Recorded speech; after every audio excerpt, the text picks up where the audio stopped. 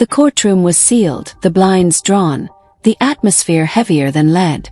This wasn't just a trial, it was a ritual, an exorcism disguised in jurisprudence, and Keanu Reeves stood at its fiery center, wearing a black tailored suit that whispered of midnight vows and broken trusts. He approached the witness stand not like a man defending himself, but like a prophet carrying the final word.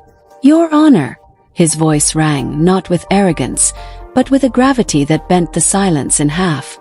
"This isn't about fame nor reputation. This is about something you can't see on a contract, something they buried beneath layers of endorsements and movie premieres. My soul." The gallery was packed not with press, but with silhouettes. Agents, producers, studio lawyers, and two men in the back with mirrored sunglasses who hadn't blinked in 20 minutes. The judge, an old man with trembling hands and a scar running just beneath his left eye, tapped the gavel once. "Proceed." The prosecution rose. Melissa Vance, former entertainment litigator turned syndicate puppet, her stilettos clicking like a metronome of control. "Mr. Reeves, you're under oath. Do you deny signing the Paramount Nexus clause in 2014? Keanu didn't blink. "I signed a contract, but not that clause. That clause was inserted after the fact, buried in metadata, encoded into a marketing campaign I never approved." Melissa smirked. "So you're alleging forgery? A multi-billion-dollar media conglomerate faked your signature?" "Not forgery," Keanu replied. "Alchemy. What you call legal strategy, I call spellcraft. They changed reality by altering perception. You think that's law? That's illusion." Gasps from the gallery. The judge narrowed his eyes. "Mr. Reeves, keep to the facts." "The facts." Keanu stepped down from the stand and held up an old VHS tape.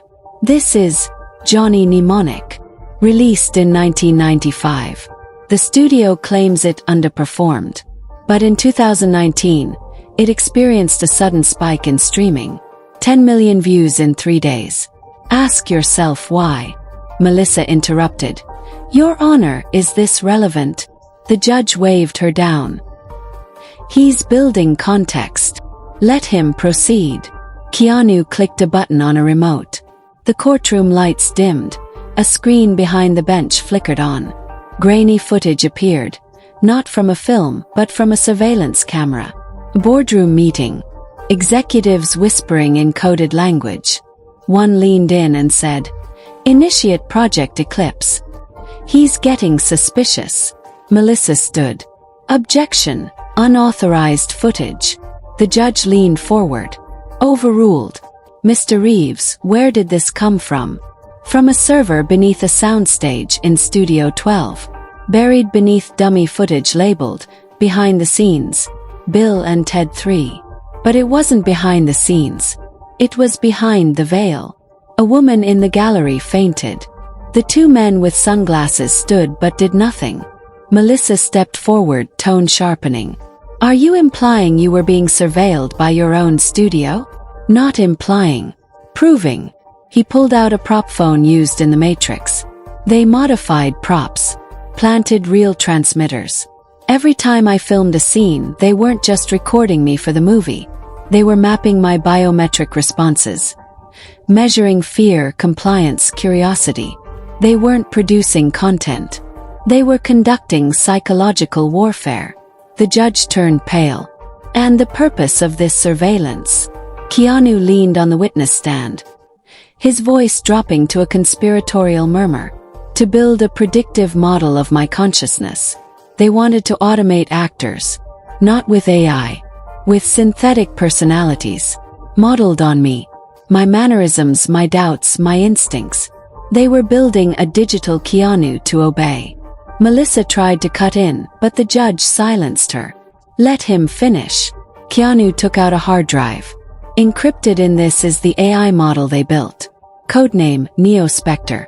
It responds to my voice, it mimics my thinking. They've already tested it in trailers. That John Wick teaser, half of it wasn't me. Half of it was a ghost made from data and memory." The courtroom buzzed, legal aides whispering to attorneys, the gallery squirming.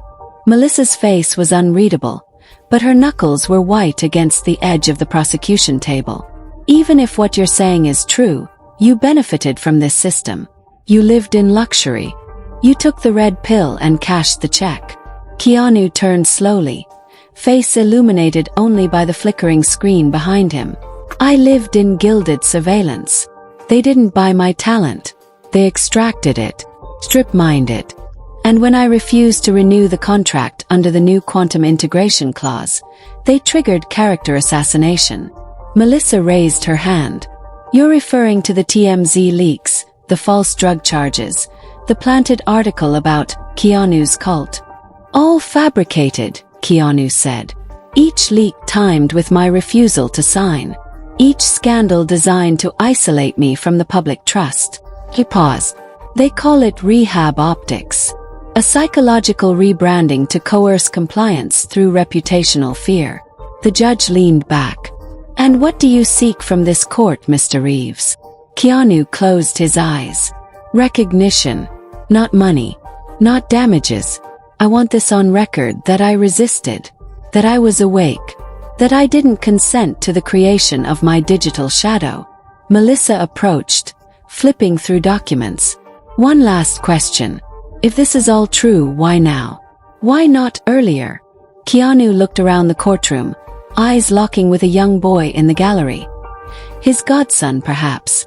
"Because until now I thought I could win silently. I thought I could beat them with art. But art is being devoured. Cinema is being rewritten in code I don't speak. And when silence becomes complicity, you have to speak, even if your voice trembles." The judge didn't gavel. He just sat, eyes wet, hands frozen. After a long silence, he spoke. "This trial isn't about breach of contract. It's about breach of consent. We will recess for 48 hours. Counsel will prepare arguments based on digital personhood and biometric copyright." The gallery erupted, half in panic, half in applause. But Keanu didn't move. He stared ahead, past the courtroom, past the flashing lights, into something no one else could see. A war fought not with bullets, but with data, dreams, and betrayals. As the gavel fell, he whispered one last sentence. "I'm not the one. I'm just the first." 2 days later, court reconvened. Melissa was absent. In her place stood a new attorney, faceless, unnerving. He had no reflection in his water glass. Keanu entered with a box of handwritten letters. Each was addressed to an actor, musician, or artist now lost to obscurity. River Phoenix, Brittany Murphy, Robin Williams. He laid the box on the judge's desk. These were their warnings. Letters they wrote before they disappeared. No one read them. Until now. The new attorney objected, but the judge cut him off. "Sit down. I want to hear this." Keanu read excerpts aloud. They spoke of patterns, contracts that shifted after signing, moments where time seemed to skip during production, gaps in memory that felt programmed. The courtroom was silent as death. Keanu pointed to a legal clause projected on the screen. "This is the clause I refused to sign. Clause 7.1F. Consent to posthumous continuity. It allows studios to replicate an actor's image, voice, and inferred personality in perpetuity, even after death." A reporter dropped her pen. The judge blinked. "This clause, it's real. Filed in 7 contracts, hidden behind corporate restructuring language.